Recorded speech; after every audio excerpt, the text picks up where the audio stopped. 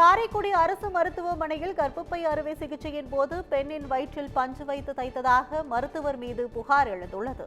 ராமநாதபுரம் மாவட்டம் ஆண்டா ஊரணியைச் சேர்ந்த காளியம்மாள் என்பவர் கர்ப்பப்பை பிரச்சினை காரணமாக கடந்த அக்டோபர் மாதம் காரைக்குடி அரசு மருத்துவமனையில் அறுவை சிகிச்சை செய்து கொண்டார்.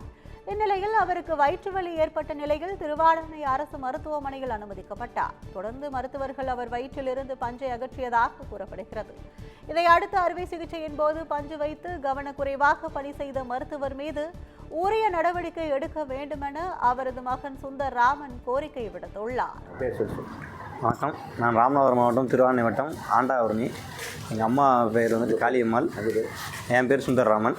அம்மாவுக்கு வயது 45.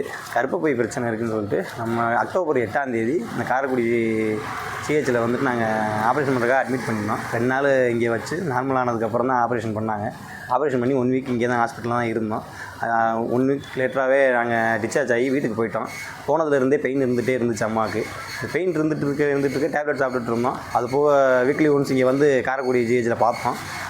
ஒன்றும் அந்தளவுக்கு இவங்க அலட்சியமாகவே பார்த்துட்டு மாத்திரை மட்டும் கொடுத்தாங்க. அந்த மாத்திரையை சாப்பிட்டுட்டு இருந்தோம். அந்த வலி இருந்துகிட்டே இருந்துச்சு.